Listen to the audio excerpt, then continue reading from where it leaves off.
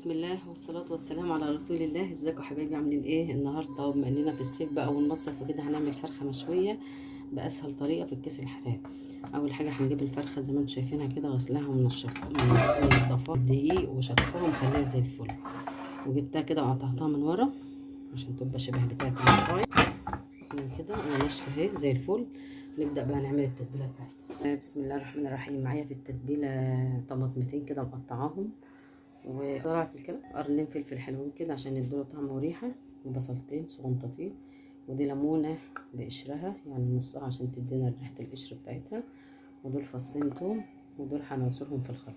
معايا ملح، بصل بودر، مفيش توم بودر عشان حطيتهم صحيح، وده فلفل اسمر، وده زعتر، وده كمون، وده بابريكا، ودي بهارات فراخ. ده كده بسم الله. ده كده بسم الله الرحمن الرحيم بالبصل كده مع بعض. نخلي الطماطم للاخر عشان انا مش عايزاها مهروسه، انا عايزاها فيها حته كده ايه خشنه عشان انا مش هنطبخ. نضرب كده بالبصل والثوم بسم الله كده، والفلفل المتقطعه الاول مع بعض، ونوريكم بعد ما نضربها. انا مش عايزاه مهروس، هننزل بالطماطم برضو نفس الحكايه عشان خاطر ايه، مش عايزاها تبقى شبه بتاعه الطبيخ، يعني مش عايزاها طماطم معصوره.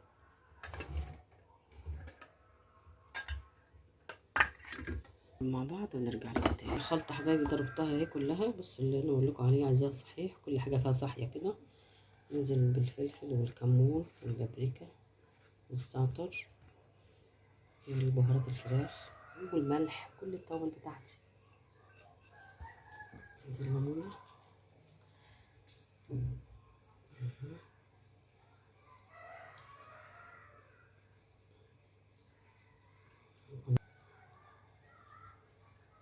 حبايبي كده حطيت كل التوابل مع بعض. شوية بابريكا كده لو عندك صوص الباربيكيو عشان نديها طعم الشوي، وادي شوية كاتشب حراق برضو تحفة، انا دقتها كمان فظيعة.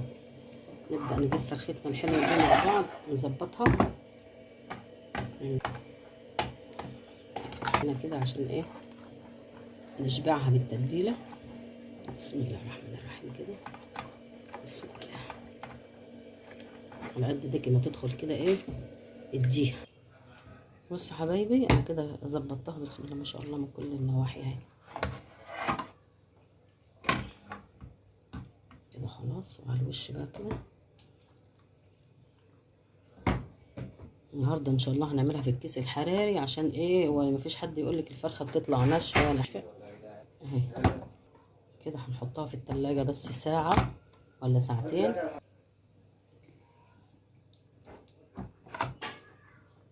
بس ساعتين كده في التلاجة، ونرجع نحطها في الكيس مع بعض قبل ما نولع الفرن وتتبلها شويه، ونرجع مع بعض تاني. تبلناها ساعتين في التلاجة اهي. هنحط بقى من تحتها شويه بطاطس مكعبات كده، طبعا فضلت شويه فاضلين من التتبيله. بسم الله كده،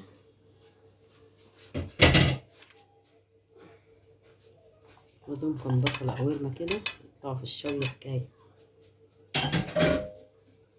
شويه زعتر كده زنطتيت اهو، كمون عشان البطاطس طبعا بتحب الكمون، بطاطس بشويه ملح صغيرين خالص كده. خلاص الكيس الحراري هنعصره كده بشويه دقيق، فك من بعض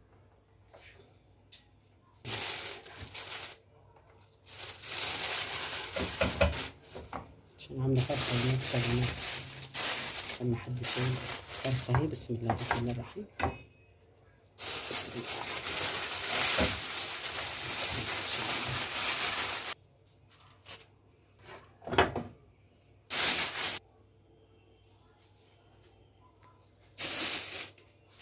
يلا اوعى كده هنا كده، متربطوش من الاخر هنا. الزبادي ده بيجي مع الكيس طبعا اهو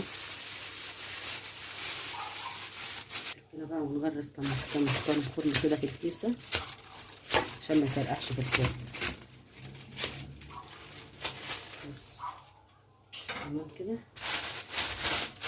الفرن على اعلى درجه حراره عندك ساعة بحالها ما تفتحيش عليه، وبعد كده ممكن تلاقيها بدأت تحمر، توطي عليها النار وتسيبها لما تستوي خالص عشان يسخن حلو على الفرن، على الرف اللي في النص على اعلى درجة. طلعت الكيس الحراري من فرن الفرخة اهي.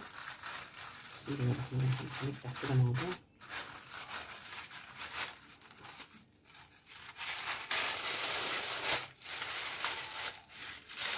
بسم الله الرحمن الرحيم.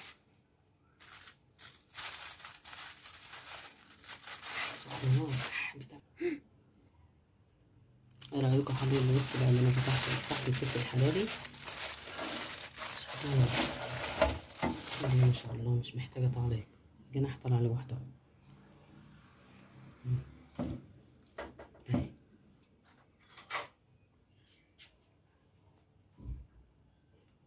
اجي بص البطاطايه واحده بوحدتها اهي. بسم الله الرحمن الرحيم. بص على فكره لو عايزه تحطي اي خضار براحتك انت، بس انا عامله ده عشان خاطر يستحمل. بس البصله انا بستنى بس هتهدى شويه كده ونحطها لكم على الطبق ونوريها لكم في الشكل النهائي. بصوا ايه رايكم في الفرخه بعد ما بردت وطلعتها؟ مش محتاجه تعليق والله. بسم الله. الجناحه كمان طارت لوحدها اهي.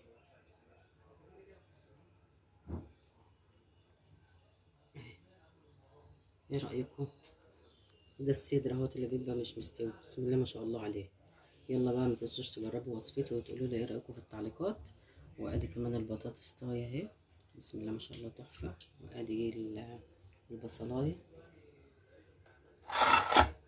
يلا بقى لو عجبكم الفيديو بتاعي او عجبتكم الفراخ بتاعتي او عجبتكم وصفتي فضلا وليس امرا تعملوا لي اشتراك في القناه وتقولوا لي رايكم في التعليقات، وتعملوا لي لايك وشير، والى لقاء فيديو اخر.